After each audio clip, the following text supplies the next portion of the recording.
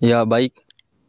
Di sini saya akan memberikan tanggapan terhadap video yang cukup aneh ya.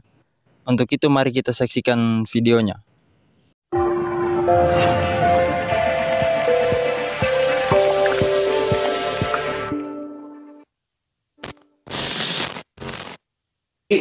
Karunia bahasa roh itu bukan untuk orang tertentu. Semua orang bisa punya bahasa roh. Nah, ini kan sudah ngaur ya. Semua orang bisa punya bahasa roh. Ya, itu tidak betul. Kalau kita baca di dalam 1 Korintus 12 ayat 10, di situ dikatakan, kepada yang seorang roh memberikan kuasa untuk mengadakan mujizat, dan kepada yang lain ia memberikan karunia untuk bernubuat, dan kepada yang lain lagi ia memberikan karunia untuk membedakan bermacam-macam roh. Kepada yang seorang ia memberikan karunia untuk berkata-kata dengan bahasa roh, dan kepada yang lain ia memberikan karunia untuk menafsirkan bahasa roh itu. Nah, jadi tidak semua orang bisa mempunyai karunia bahasa roh. Setiap orang akan diberikan karunia yang berbeda-beda. Tidak semua. Tidak seperti yang dikatakan oleh orang aneh ini ya. Mari kita lanjutkan. Ya. Jadi kalau kalian, wah saya sudah umur begini, apa ya bisa berbahasa roh? Bisa. Mau umur 100, mau umur 1000 tahun pun kalau kalian masih hidup, bisa. Yang penting percaya Yesus terlebih dahulu. Dan cara-caranya seperti saya perkatakan, terus waktu kalian angkat tangan, nyanyi, jangan diam. Nyanyi, apapun terserah. Mau puji Tuhan, Tuhan baik, Tuhan baik, Tuhan baik. Yesus baik, Yesus baik, Yesus baik. Terserah. Terus dengan... Ya, dia bilang cara-caranya ya.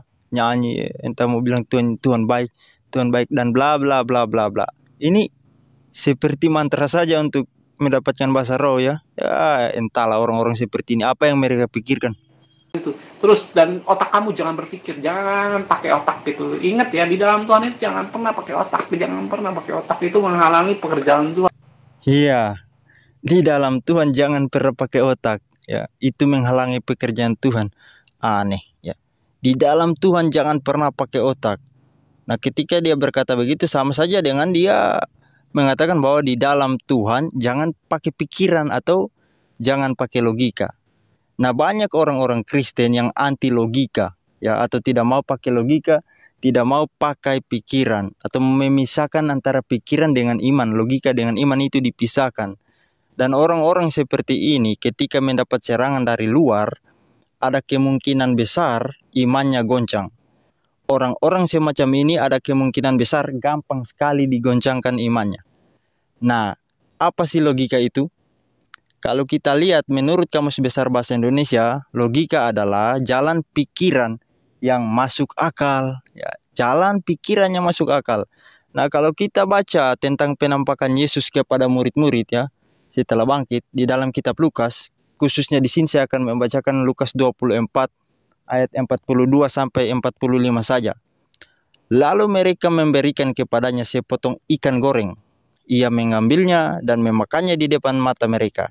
Ia berkata kepada mereka, inilah perkataanku yang telah kukatakan kepadamu ketika aku masih bersama-sama dengan kamu, yakni bahwa harus digenapi semua yang ada tertulis tentang aku dalam kitab Taurat Musa dan kitab Nabi-Nabi dan kitab Mazmur. Perhatikan ayatnya yang ke-45. Lalu ia membuka pikiran mereka sehingga mereka mengerti kitab suci. Ya. Jadi bagaimana kamu mau mengerti firman Tuhan tanpa pikiran, tanpa menggunakan pikiran? Iman itu tidak bisa dipisahkan dari pikiran. Beriman tanpa berpikir itu bukan iman Kristen. Tuhan kasih kamu otak, tapi kamu tidak mau pakai untuk berpikir. Aneh. Nah, di dalam sebuah komentar di YouTube, ada orang yang berkata begini ya, iman tidak bisa memakai logika. Ilmu manusia bisa memakai logika. Mujizat bisa terjadi bila kita beriman dan melepaskan logika. Orang yang beriman pasti memiliki buah roh. Dalam buah roh tidak ada yang namanya menghakimi. Jadi yang menghakimi jelas sekali tidak ada buah roh. Nah, kalau kita perhatikan baik-baik komentar orang ini sangat aneh ya. Dia katakan iman tidak bisa memakai logika. Ilmu manusia bisa memakai logika. Mujizat bisa terjadi bila kita beriman dan melepaskan logika. Siapa bilang? Siapa bilang mujizat terjadi bila kita melepaskan logika? Bagi saya justru mujizat dari Tuhan itu yang sangat logis. Karena kenapa? Bagi Tuhan tidak ada yang mustahil, itu logikanya. Ya. Kemudian orang ini juga berkata, orang yang beriman pasti memiliki boro. Dalam boro tidak ada yang namanya menghakimi. Jadi yang menghakimi jelas sekali tidak ada boro. Nah, kalau kita perhatikan baik-baik, sebenarnya dia sendiri sudah menghakimi ketika mengatakan, jadi yang menghakimi jelas sekali tidak ada boro. Dia sendiri menghakimi. Aneh memang orang-orang ini. Nah, ini perbedaan antara orang yang beriman pakai logika dan yang tidak pakai logika. Nah, orang-orang yang tidak pakai logika, ketika mereka melihat mujizat, yang lumpuh tiba-tiba berjalan, yang buta sejak lahir tiba-tiba melihat, lalu mereka bilang, wah itu luar biasa, itu mustahil, bagaimana mungkin itu terjadi, itu tidak masuk akal, itu tidak pakai pikiran. Luar biasa, puji Tuhan, haleluya. Wah, tapi orang-orang yang pakai logika ini bilang, memang itu masuk akal, itu logis, karena bagi Tuhan tidak ada yang mustahil, jadi itu bisa terjadi. Ya, seperti itu. Ya. Kemudian orang-orang yang pakai logika kembali berkata bahwa tidak semua yang pakai nama Tuhan itu, yang melakukan mujizat pakai nama Tuhan itu berasal dari Tuhan. Lah kok bisa? Ya iyalah, karena di dalam Alkitab dicatat juga bahwa ada nabi-nabi palsu yang melakukan mujizat. Begitu. Jadi seperti itulah. Nah, kemudian orang-orang yang tidak pakai logika, ketika ditanya, Tuhan bisa melakukan segala sesuatu atau tidak? Nah, mereka akan bilang, wah Tuhan itu kan maha kuasa, jadi Tuhan bisa melakukan segala sesuatu. Tetapi orang-orang yang pakai logika ini akan bilang, ya Tuhan tidak bisa melakukan segala sesuatu. Lah kok bisa? Wah iya, karena sekalipun Tuhan itu maha kuasa, Tuhan juga maha kudus, maha suci. Jadi Tuhan ini tidak bisa berbuat dosa, Tuhan tidak bisa berdusta. Oh iya ya, nah seperti itu. Ya, banyak orang Kristen mau beriman, tapi menolak logika, sehingga mereka salah beriman. Ya, ketika mereka ditanya apa itu iman, ya iman itu kalau saya percaya pasti terjadi. Kalau saya percaya saya sembuh, pasti saya sembuh. Kalau saya percaya saya sehat, pasti saya sehat. Kalau saya percaya saya sukses di dunia ini, pasti saya sukses di dunia ini.